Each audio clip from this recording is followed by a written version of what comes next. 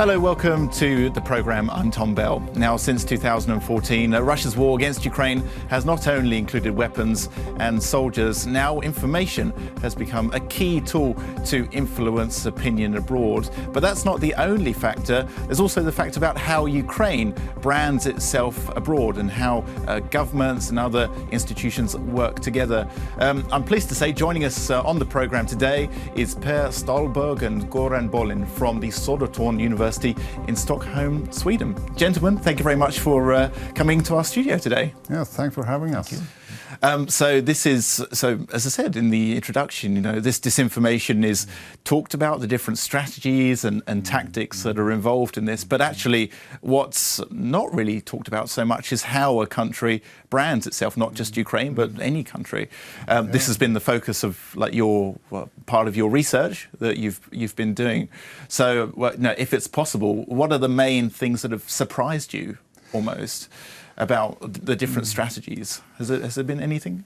Well, our interest started, as you said, with the way in which countries brand themselves and try to make a presence in the marketplace of attention on the international to attract foreign investment, to attract tourists, etc. So we worked on other countries like India and Estonia before, but then around 2012, when Ukraine arranged the Euro 2012 for the soccer championship together with Poland, there were a lot of branding activities, video clips on CNN and BBC World. So that's where Paris and my interest started.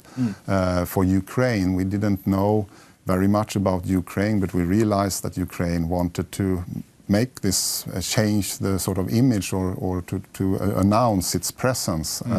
So we started to try to find which people were behind this, and started to interview these people. Yeah, well, the Euro 2012 football championship, I mean, that was a huge event, not just for Ukraine itself, but for foreigners, because they came here, the visa restrictions were reduced and they were never really brought back, and it gained a lot of good publicity for Ukraine. And now we have Eurovision. I don't know if you're Eurovision fans or not. But I mean, it's another good opportunity. Certainly, a lot of British newspapers have talked about this. But what about this idea of brand identity? Is it new or not really? Well, you can say, of course, that states and nations have, promoted themselves in certain ways internationally for a long, long time. But this phenomenon, which goes by the name of nation branding, you can say is pretty new. So you have seen that since in the millennium, around that more and more states around the world take that serious, often use PR consultants to change perhaps or improve their reputation in the international arena, both to attract tourists, investors, and perhaps also to make some political impact in international politics. Yeah. And what have you found about the situation in Ukraine in terms of branding? How would you evaluate this from your research? Well, the interesting thing is that when this phenomenon of nation branding started, it started like Estonia, for example. When they arranged the Eurovision Song Contest final in 2002, they hired a British public relations agency to do the promotional work. The interesting thing, and so this has been the case every time that you hire British or American or German PR agencies. I mean, people who are not citizens of the country that they are branding. The interesting thing with Ukraine is that this is not the case. I mean, these are people that are trained, might be trained at universities in London or America or in Germany, but they are Ukrainian citizens. And that makes a difference because as a citizen you have a deeper sensibility to what types of images or signs that work. And what sort of signs have you seen in Ukraine? What sort of aspects of Ukraine have this branding, what sort of aspects has it involved? Is it just, say, culture? Is it politics? And how do they take these different aspects and deliver it abroad to different audiences. What's your take on that? As usual, branding people, they take the resources they have, the signifiers of a country, the sort of images. So you have typical folkloristic patterns, dresses, traditions, songs. I mean, we can, and we will hear this tonight on Saturday on the grand final that the interval acts will include sort of Ukrainian mixture. acts as well. Yes, like exactly. So you have, and you try to make an impact that way. Also through such things as UN heritage sites that you promote. I mean, when you have these different national treasures that you can display to the rest of the world and make people interested in Ukraine and say, wow, that's a country I want to travel to, or that sounds really interesting. But also in terms of industry, I mean, the sunflower oil, so the sunflower is obviously a very strong signifier there. Yeah, so it covers a whole range of like culture, business, and those sorts of aspects as well. And you know, you've been working in Ukraine since 2013, so it was before the EuroMaidan uprising, the protests, and the revolution. How have things changed since then? Well, of course, it changed everything. It's not an easy question. When we came here in spring 2013 and approached PR consultants and people within government and so on, there was a great concern that Ukraine was so little visible around the world, and there had been a number of branding campaigns since, say, 2014, like that. Yes. But still, work was going on. But of course, a year later, Ukraine had all the attention. Of course, was the focus of attention, but for completely different reasons, of course. And it became obviously very, very almost impossible to try to attract tourists and investors when you are in the center of world attention because of violent situation. Well, that was the one of the main aspects of the press coverage of the EuroMaidan Revolution. Was a lot of attention was focused on like the 2 or 3 days where you had the deadly shootings. You had the people who were killed on Independence Square. Before that, there were maybe 3 months. I think they started in November, late November. 3 months of protests and sort of. It was pro-EU to start with, and it turned into broader anti-government protests. But after the revolution, have you seen a sort of sense of patriotism? We talked about the floral, different patterns. Has that changed? Do you see more Ukrainian identity now, or not so much? I don't know. It's hard to measure. I mean, more or less patterns or more or less patriotic. I mean, crisis situations or conflict situations or war situations always sort of provoke a certain heightening or intensifying of nationalist or patriotic feelings. Quite naturally, that would be in any country of the world. So, and I don't think Ukraine is an exception. As media researchers, what we found interesting was that, I mean, branding becomes impossible. It's very hard to attract tourists when you have a conflict situation. And we could see that since we have been traveling back and forth between Sweden and Ukraine, you could see it was much easier to get a hotel after the conflicts because there's no shortage of hotel rooms. But the interesting thing from a media studies perspective is the way in which these conflicts were covered. There were a lot of new actors on the media market, so to speak, and you saw the rise of small live streaming television outputs like Romadske and others doing, and that was quite fascinating because these were I mean, this was live streaming. So from a television production perspective, this is slow television because it appears as things are happening, and most of the time nothing happens. But these pictures are picked up by international news services like CNN and other international broadcasters, and that's an interesting development, I can see. And this is really how Hromadski came to be prominent, you know, because they were live streaming. It wasn't sort of conventional television, it was from a smartphone. And actually how they used this technology just to live stream, it was constant, there's stuff happening. After the revolution as well, can you talk about how the media reacted and tried to sort of expand to incorporate the English language audience? I mean, what are your impressions on that? Because before there was another project for Ukraine Today. Also we have Stop Fake as well. How significant do you think these different projects are to influencing opinion or even giving out the right message?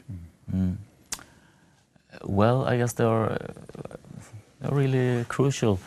You know, if you want to as a non-Russian or Ukrainian-speaking person wanting to get some information on what is happening in Ukraine, there are a few obvious media organizations where you find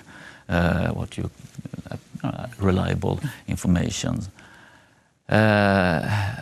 And of course, many of these are organizations that also started or were triggered off during the Maidan Revolution, but has continued, and often with an intention to present a Ukrainian perspective or Ukrainian narrative to an international audience, and are often private, voluntarily, semi-commercial organizations. A lot of people involved for voluntarily or idealistic reasons.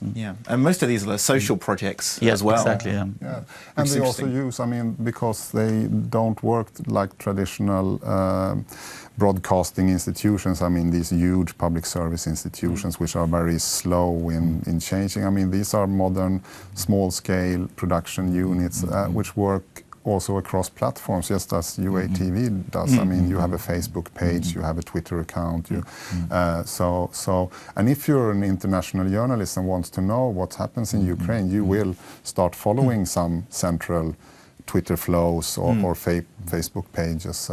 So in that sense, it's not in terms of a mass audience that it has impact, but because it is a selected audience of international journalists and the information managers and PR people. And I mean, there's many aspects to this information management as well. And we were talking before the interview about terminology, how terminology has been so important in shaping how international audiences see, for example, the war in eastern Ukraine. At the start, it was called civil war or local conflict, and actually, it was some Ukrainian media outlets that led different terminology, to call it what it was, which was a Russian invasion. So, and what about in Sweden? How is Ukraine perceived in Sweden? Has the media coverage changed about Ukraine over time? I would say that it has increased, that you have more coverage of Ukraine. I mean, well, these weeks, if you look in Swedish newspapers, and especially in newspapers, you will have large writings about the Eurovision Song Contest. But then you also have some features about Ukraine, about the situation in Ukraine, and facts around Ukraine, the type of country it is. I mean, and there are a lot of such facts that are unknown to most European citizens or world citizens, I would say. So of course, and it's also interesting the different types of media that people use, because traditionally television has always been a key element when you broadcast your message, but now especially we were talking about the EuroMaidan Revolution, a lot of the video was made on mobile phones or portable devices. So how important do you think it is to actually for media companies in Ukraine to adapt to this changing technology? I think it's important for all media companies, not only the news stars. But in terms of branding as well. Yes, because you can see that the big corporations also take up Twitter and Facebook, and they have a presence on all types of platforms. The advantage that smaller units have is that they are more easily adjustable to new situations. Because you don't have to go all the way from the floor, from the ID to the board and then back again. So you have a shorter distance between deciding levels of the organization, so to speak. So of course, I mean, this is the world now. You have to have a presence in of course, you have to be everywhere, don't you? It's just a non-stop. And I guess my final question would be, how would you evaluate how the media works in Ukraine with each other? Because you have a lot of these different organizations, whether it's the NGOs or the government. How would you evaluate how they work together? Do you think there is this coercion, or how should it be improved? Well, evaluate, perhaps it's too early for us to say anything about, but it's a good question, because one often think of media organization as if they are doing the same thing with the same technology or so. But interesting here in Ukraine, which we have noticed among new media organizations, that they are actually complementary sometimes in a sense. You have you mentioned Stop Fake, which they are monitoring news. Then you also mentioned Ukraine Crisis Media Center, which offers services basically to foreign correspondents coming here. And then you have media producing organizations, a number which like this TV channel are producing information for an audience. So in a sense, these organizations are working, so have similar objectives. Yeah, similar but not the same. And you could say, you could say, if you're negative, you could say that, well, this is disorganized and fragmented, and you get bits and pieces from everywhere. But if you could just as well say that this is a sign of a healthy public sphere, where you have different voices that are not the same, but that are presenting different parts of the truth or whatever. And it's not just these different social organizations, it's also the government as well. I mean, does the government have a key role in this?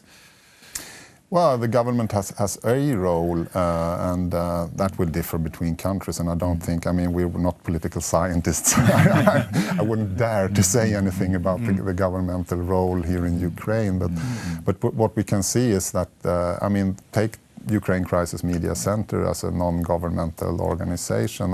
They are also a platform for press releases and everything from the government and from other actors as well, of course. But so there's a cooperation in between them. Okay. Well, it's very interesting. Thank you very much for joining us in the studio today, and best of luck with your research going forward. I'll have a read of that when it comes out. Thank you. Okay, thank you. This is Head to Head on UATV. Today we were joined by Ståhlberg and Göran Bolin from the Södertörn University in Stockholm, Sweden. Thanks for watching.